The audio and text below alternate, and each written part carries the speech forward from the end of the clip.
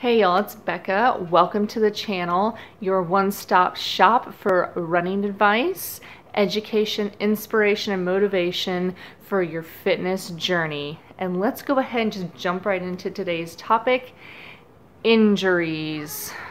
I really don't want to talk about it, so let's start this on a high note and dance party.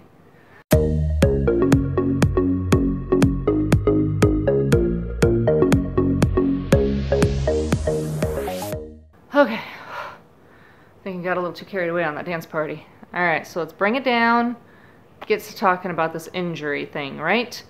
Well, unfortunately, I wanted to wait a while before discussing the injury, and hopefully it was going to be in a metaphorical video.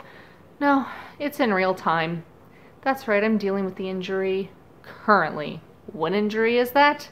I have some torn fibers in my calf muscle. And surprisingly enough, I didn't get it while I was running. I got it while I was skipping. Skipping.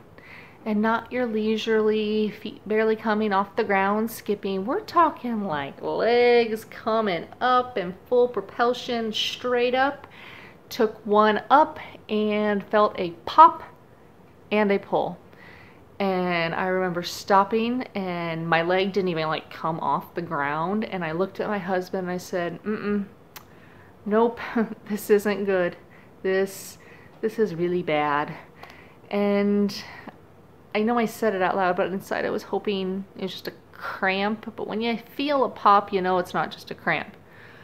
All right, so fast forward a few days, I ended up going to the chiropractor who sent me on to the orthopedic specialist. And I do have a tear in the calf, which means no running.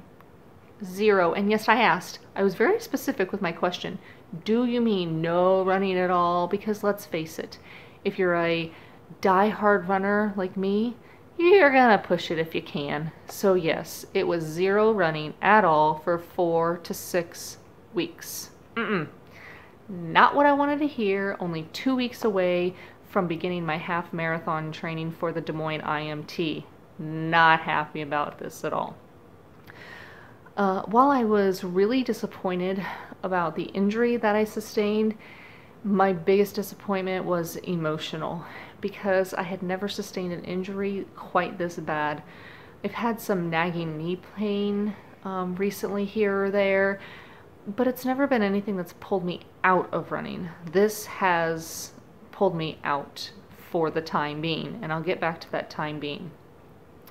So a few key things with the injury. If you do find yourself in the scenario that I did and you feel that sudden pull, or if you're just dealing with any muscular injuries at all, the best thing you can do is rice it. And I don't mean go grab a bag of rice out of your pantry and put a bag of rice on it. No, that's not what we're talking about here.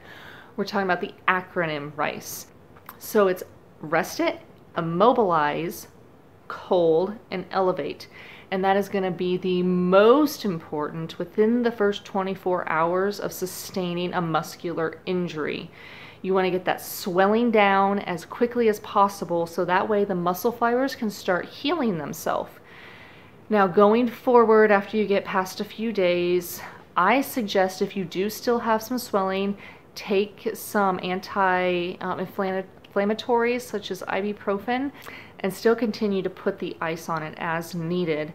I also use one of these handy dandy guys. He is called a compression sleeve. You can also get it in a sock. This one is the running grade from Fleet Feet that I got, and it is the CEP brand. I suggest if you have shin splints or any calf problems, take yourself over to your nearest Fleet Feet. They're gonna treat you good. Pick yourself up a sleeve or a compression sock. And do remember that they have to measure your calf, because this is not a one-size-fits-all deal. This is not going to your local box store and just grabbing the small, medium, large. They've got to measure you for it. You got to get what's right for you. You don't want to cause any additional problems than you're already dealing with. So that being said, quick tip with the compression sleeve if you do decide to use it. After a workout, please take it off within 20 minutes after working out. You don't want to restrict the blood flow to, say, your ankle or your toes. That's the physical part of it, and it's really going to be protecting it and resting it. And I can't tell you how much I do not like that 4-letter R word. I don't do very well with rest and patience, because that's what an injury is going to take the most of, is patience and rest. And I've been struggling emotionally with it really bad for about a week now. I've had days of feeling wonderful, like, you know what, this is going to be great, I'm going to come back, and then within a matter of half hour, I'm beating myself up because I'm taken out of the sport that I love dearly, at least I know for right now. So that being said, how do you dig yourself out of the emotional part of dealing with such a substantial injury? You know, if you would have asked me years ago, I would have said, I have no idea. Get mad, get angry, deal with it, get over it. But there's a better answer. And I just stumbled upon that answer this morning in reading my devotional. It took me to 1 Thessalonians 5:18, and God is telling us, be thankful in all circumstances. Well, how do I be thankful for this? This is not a positive thing. This is not helping me or anybody around me. Or is it? How am I thankful in all circumstances? Notice it said in all, not for all. I'm not thankful for the injury. I'm thankful that I have a God that is so big and so loving that He's going to heal that injury.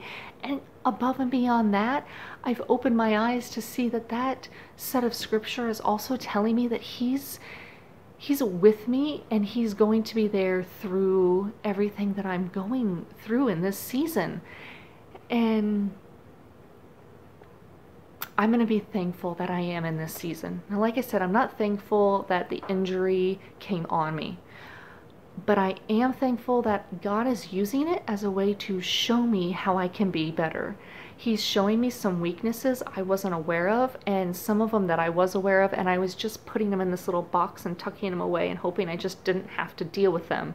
And a couple of them are those 2 words I mentioned before, rest and patience. Right now, I'm in a new season, and that season is a season of growing and planting and growing, rather. Okay, how am I doing that? Well, I can still work out. I can still strength train. I can use the elliptical. I can use the bike. So I'm not really being a lazy rest, is kind of what I like to call it. You know, we just kind of sit back, relax, watch a few movies. Excuse me, my nose. Oh, my nose. No, I'm in what I'm going to call an active rest, okay? I'm protecting the leg. I'm giving it its time to heal, and I'm being patient with it so it heals properly and I don't force it and then just re-injure later. But that's not stopping me from doing stuff. I just have to be mindful that I'm not using it, or I'm not using it too strenuously. So while I'm in this phase, or season rather, I know that it's going to be a short one. And I know beyond a shadow of a doubt that I'm going to reap an amazing harvest at the end of this, because I'm giving that leg the time that it needs. So working on my patience, right? And I'm going to see the fruits of that. I'm going to see the overall fitness become stronger, because I'm putting focus on areas that I may have been looking over when I was so centered in on just getting the miles in. All right, so if you come back, I'm going to make this kind of a 3-part series. I want to take you through what it kind of looks like in the recovery phase, and hopefully you come back and see a little more about that, where we talk about some strength training, some stretching, and some other things we can do while we're letting that leg rest and heal. And with that, if you like what you heard or you're new to the channel, I want you to go ahead and click subscribe right now. It's right down there. You just gotta. And if you have any comments or any suggestions that maybe I missed with recovery time, go ahead and put it down in the comment section below and get a dialogue started there. And with that, just remember, let's go get it. Okay.